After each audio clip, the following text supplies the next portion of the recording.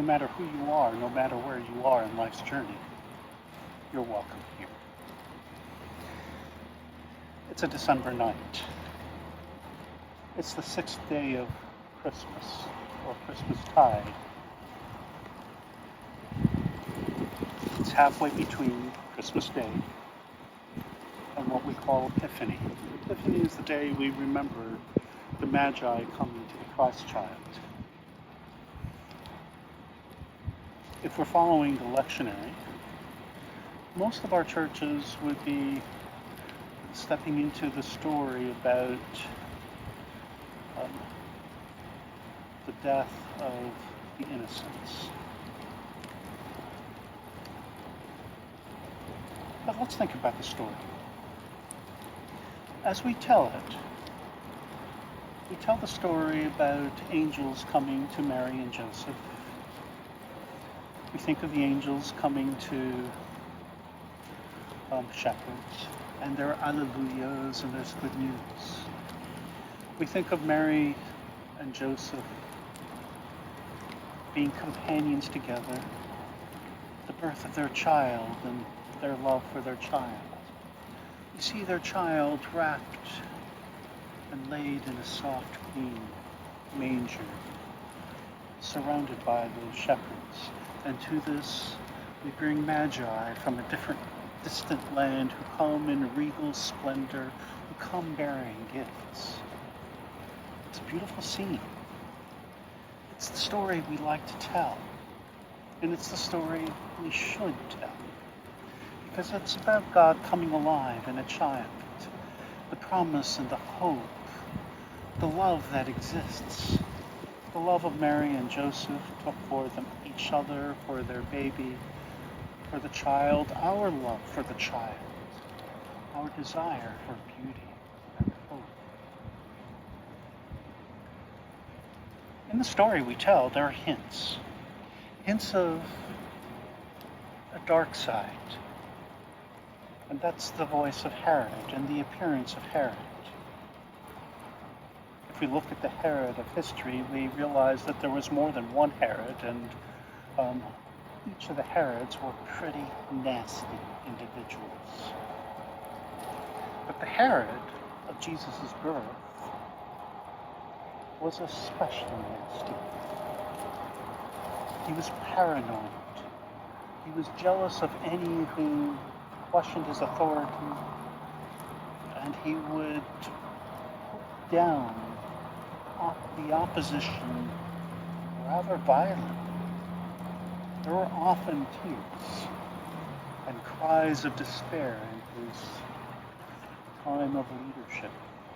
He even ordered several of his children to be put to death because he feared they would usurp him. So when we have the appearance of Herod in the story with Magi,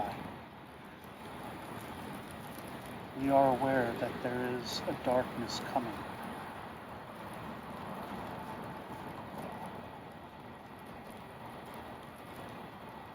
What do we do with that? Where do we take it? How do we make that a part of the story? See, normally when we talk about the Christmas story, we love to have soft white snow falling and then those angels singing. But today's been a great day. It's been dreary. The snow is gone. There's some spritzing of rain. It's just a dreary day. And this is that part of the story too. As we think about that, we are reminded that as human beings, we know joy because we know sadness.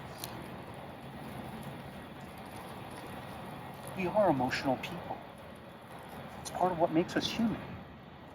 And so, if we know profound joy, it's probably because we've experienced profound sadness. If we know merriment, It's because we've known the opposite, despair and the tears flowing. We appreciate companionship because we've experienced the lack of companions. We experience friendship because we've had those times when we have been friendless. We know love because we've experienced the lack of love or hate. Our emotions exist because of the opposites. And do we wish the opposites on anyone? I wish you joy, I wish you merriment, I wish you laughter, I wish you all the beauty of life, I wish you love. That's a reality. But it exists because there's the other.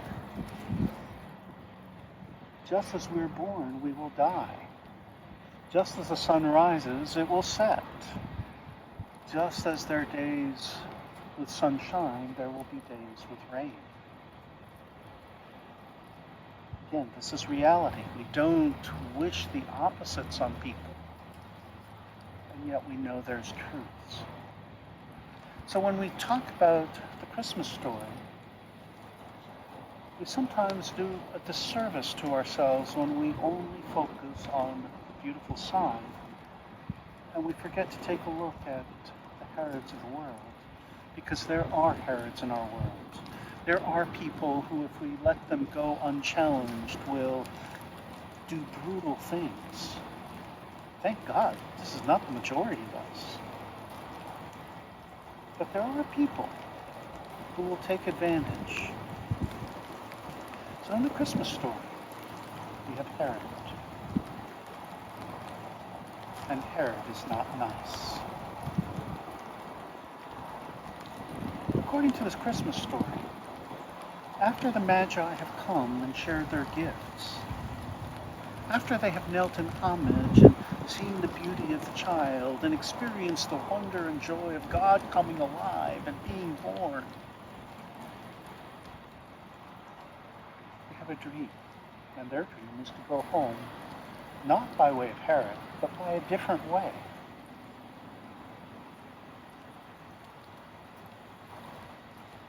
But that doesn't stop Herod. Herod sends out his armies. And he sends out his armies to the region of Bethlehem or Ramah.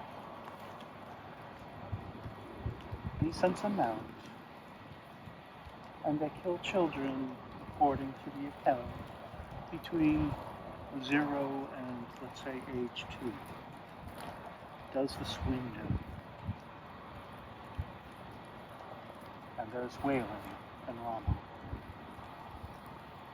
But the Christ child is spared, because Joseph in a dream also receives word to take Mary and the child and to flee, and he flees to Egypt. He leaves his people, his country, and goes away to another place of safety, where Herod's long arm can't reach him. The Christ child is spared. And this is good news. This is to be celebrated. This is joy. But what about those other children? What about those other parents who lose their children? There is weeping in Ramah. There are some who would like to suggest that this is because Matthew in his gospel is wanting a fulfillment, and that when the Messiah, the Christ child, is born, there will be tears in Ramah, and that this is fulfillment. I'm sorry, that's not a good answer. Why would the Christ child be more important than any other child? Oh, people of faith will say, well, because he's the Messiah, he's God's child. But why would God's child, the God who loves all life, see one child as more important than any other? And the answer is no, God doesn't. And yet we know that there is darkness in the world. There is injustice that happens. So where do we put our focus? Where do we look?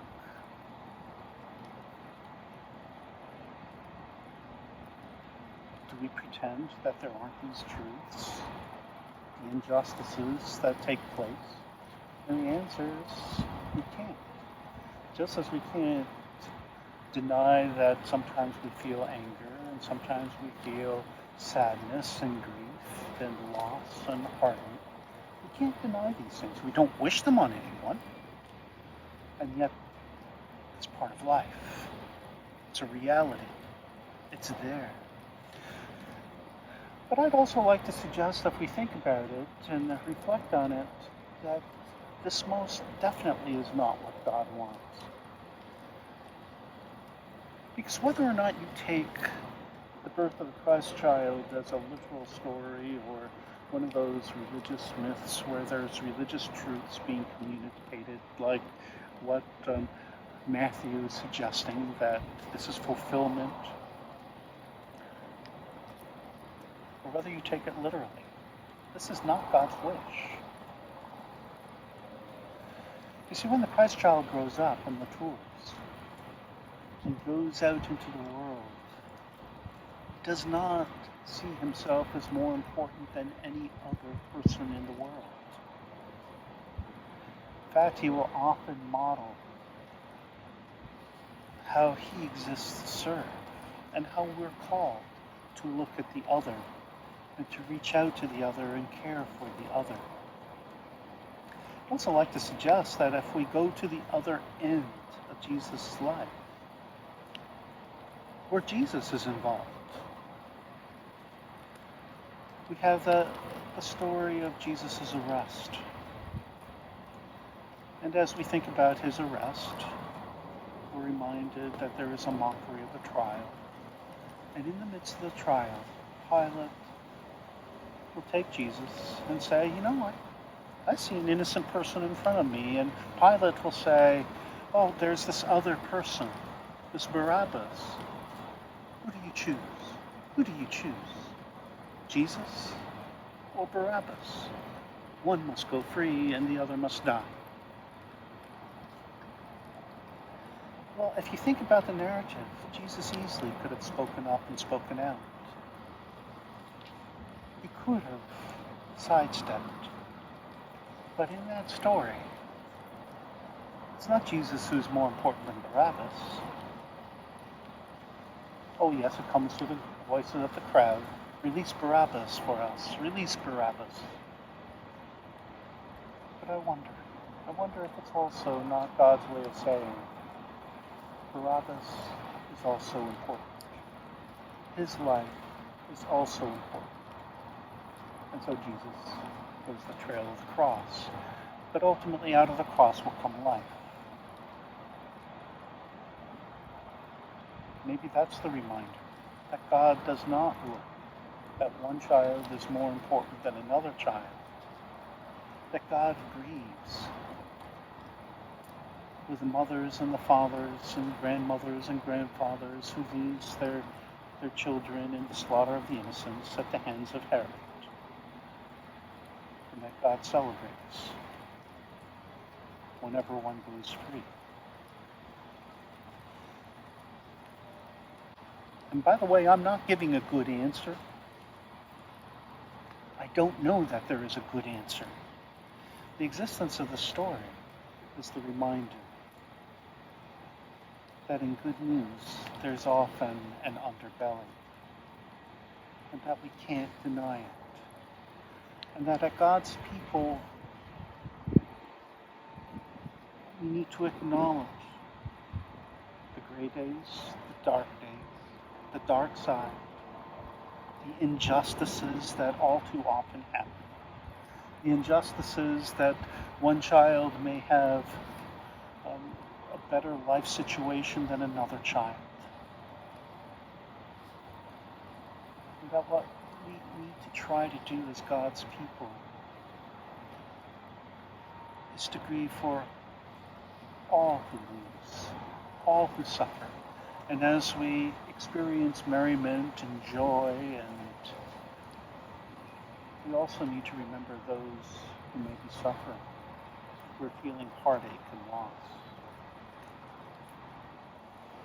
Like Mary and Joseph, I take the child in my arms and do everything I can to love and protect God's child. And God's child is every child. Let us pray. Gracious God, in the darkness of the night, may your light be kindled and life be nourished. When dark forces sweep over the earth, may we do whatever we can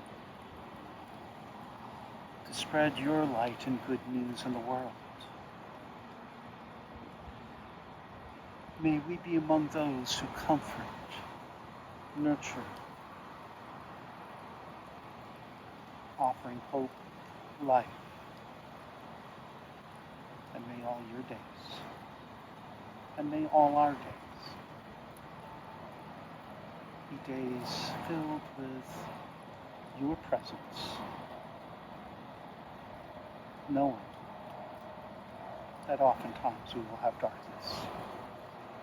And so we pray in the name of the Christ child. Amen. So go forth into the world. Go forth and be with those who do not know joy, offering hope. May you go forth in the world and be with those who are lost or confused, feel unloved, unwanted, uncared for, offering life, companionship, and being a nurturing presence. And as you go forth enfolded in a God's presence and spirit who loves you and loves you and loves you and loves you.